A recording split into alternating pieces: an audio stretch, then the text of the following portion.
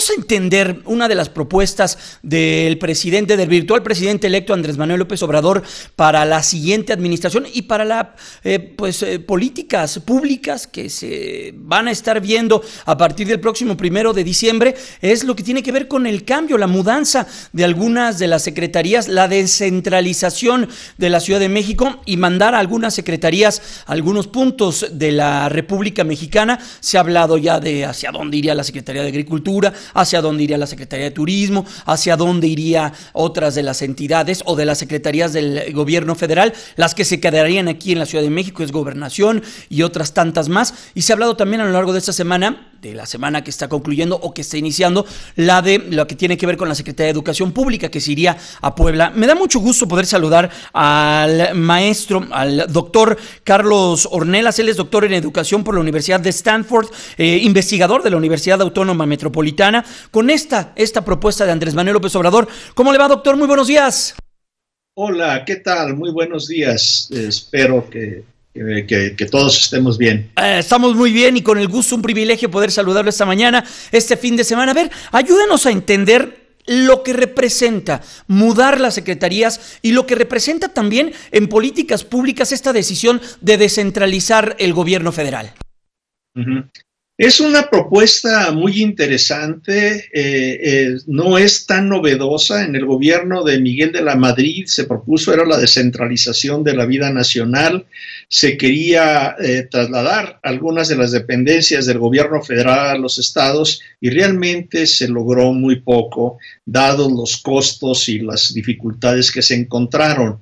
El caso típico es el del Instituto Nacional de Geografía e Informática, que tenía alrededor de 2,800 trabajadores y que se mudó para Aguascalientes, que fue una mudanza gigantesca. El gobierno del estado donó 8 hectáreas y ahí se creó una pequeña ciudad burocrática con apartamentos, casas y etcétera, para los trabajadores del INEGI, con un pequeño súper, etcétera.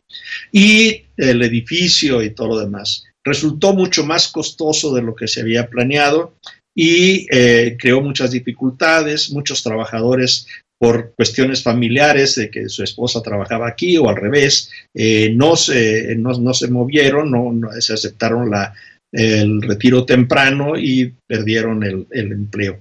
Entonces, ahora estamos hablando de la Secretaría de Educación Pública, que aquí en la Ciudad de México tiene más de 17,000 trabajadores no docentes que están tensos, como lo reconoció Esteban Moctezuma, el secretario de Educación propuesto, y les dice: no se preocupen, no va a ser de inmediato, va a ser muy estudiado, va a ser planeado, voy a hacer consultas, vamos a trabajar con cuidado, va a tomar todo el sexenio. Entonces está también diciendo que va a ir a Puebla desde antes para valorar las posibilidades, qué es lo que se puede hacer. En cierta forma yo interpreto que está previendo que puede haber algo de un poco de marcha atrás. Claro. Ya se están viendo las dificultades, es mucha gente, son muchos los costos. Dice: vamos a presupuestar. Estos presupuestos implicaría desde comprar terrenos para hacer un edificio o varios edificios gigantescos, son muchos trabajadores. Uh-huh. Entonces es complicado. Yo pienso que merece mucho más estudio, que estas consultas que dice que se van a hacer con expertos. Yo pienso que los más expertos serían nuestros urbanistas, habría que consultar con ellos. ¿Y por qué no pensar tal vez en una alternativa distinta? Un nuevo distrito federal, una ciudad burocrática nueva. ¿Como en Brasil? ¿Brasilia? Brasilia, ya dentro de este siglo, esta ciudad que no puedo pronunciar su nombre, al lado de Kuala Lumpur, en Malasia, que es donde trasladó todo el gobierno, que es una ciudad completamente nueva y que tomó casi 2 décadas construirlas y que parece ser que está funcionando bien.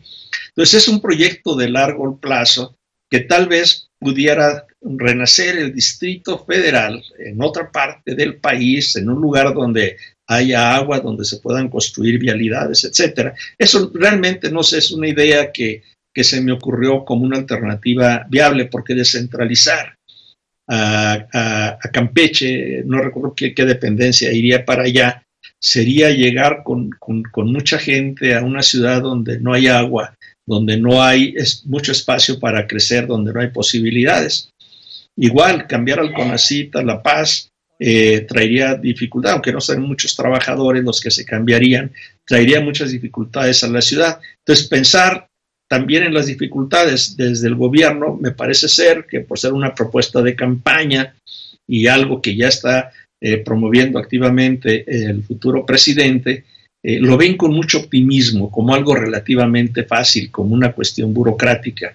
Yo pienso que debemos de poner en la balanza las posibles ventajas, el desarrollo que esto implicaría y las desventajas, y también pensar en las ventajas de otro tipo de medidas descentralizadoras, creación de infraestructura, vías carreteras, zonas económicas especiales que ya están en el proyecto. Ya habló el futuro presidente Andrés Manuel López Obrador, sí, el unir en el Golfo, poner el Golfo y al Pacífico, juntarlos en el Istmo de Tehuantepec, un proyecto que lo tenemos desde que Benito Juárez era presidente, que no se ha realizado, que ese sí sería posible disparar un montón de desarrollo regional que requiere grandes inversiones, infraestructura, movilidad, movilizaciones y todo. Y también invertir en otras cuestiones importantísimas para el desarrollo nacional. Por ejemplo, limpiar nuestra atmósfera, nuestras aguas, nuestras tierras de tanta basura, de tantas suciedades. Sería invertir para limpiar y al mismo tiempo para crecer más orgánicamente en términos ecológicos. Entonces, todas este tipo de alternativas, no cerrarnos a ellas y no casarnos con que vamos a descentralizar a tantos trabajadores, a varias decenas de miles de trabajadores de la Ciudad de México a diferentes partes del país. Pemex sería el que en esta propuesta está para irse a Ciudad del Carmen, Campeche. La Secretaría de Energía está propuesta para irse a Villahermosa, a Tabasco. La Conagua, a Veracruz. La Secretaría de Cultura, a Tlaxcala. Vaya, estamos platicando con el doctor Carlos Ornelas. Él es doctor en educación por la Universidad de Stanford, investigador de la Universidad Autónoma Metropolitana sobre esta propuesta. También el impacto sería para la Ciudad de México, ¿no, doctor? ¿Qué vendría o qué pasaría con pues esa dinámica de rentas, de personas que van a la escuela, de consumidores, de espacios que se ocupan hoy? Estaba viendo un artículo de todo lo que ocupa, por ejemplo, la Secretaría de Educación Pública, tan solo aquí en la Ciudad de México, son 40 inmuebles. Uh-huh. Son 40 inmuebles, la mayoría de renta, y creo que ya se está liquidando esas rentas y está trasladándose buena parte del personal al nuevo edificio que es de la Secretaría de Educación Pública, un edificio burocrático ahí donde era el Centro Bancomer, muy cerca de donde están enfrentito nosotros. Ajá. Y entonces habría que ver ese tipo de racionalidad burocrática, donde si es cierto lo que alguna vez declaró, que es la única fuente que tengo ahorita, el exsecretario Nuño, de que con eso se iba a ahorrar bastante cantidad en las rentas que pagan la Secretaría de Educación Pública a esos propietarios de inmuebles, que son varios millones de pesos cada mes, y que se iba a concentrar y generar este tipo de ambientes. Habría que ver estas dos alternativas, porque esa inversión en ese edificio ya se hizo y la mudanza, pues parece ser que paulatinamente a lo largo del año está sucediendo. Estoy averiguando más sobre eso para comparar estas alternativas. Oiga, doctor, pero no recordará usted, y si no, corríjame, existió un debate con un inmueble que iba a ocupar el Instituto Nacional Electoral, que era carísimo, que de hecho hasta terminaron regresando el dinero, pero hacía todo sentido, porque el INE mismo explicó: yo estoy muy, muy disperso, yo necesito un solo lugar para concentrar ahí todas mis actividades, y sí, es un dinero que se tendría que erogar, que se tendría que gastar en ese momento, pero a largo plazo nos vendría con un beneficio importante por los ahorros que representan nada más las puras rentas. Pero también ahí le entramos al tema del debate y se echó para atrás. Sí, bueno, y también hay intereses que se afectarían aquí, ya se están afectando. el senador, todavía senador, aunque ahorita está con licencia, Mario Delgado, se enojó mucho cuando el exsecretario Nuño anunció lo del cambio de las movilidades, diciendo que era irracional, que iba a ser muy costoso. Sí. Pero sucede que parece ser, es una de las defensas que se dieron, de que el senador Delgado está muy cercano a quien venda varios inmuebles a la Secretaría de Educación Pública. Entonces estaba defendiendo intereses. Claro. Pero bueno, también esa es la pregunta, ¿qué va a pasar con esos inmuebles? ¿Qué va a pasar con la gente que deja de recibir rentas? Y no solo eso. Es que el impacto es por varios lados.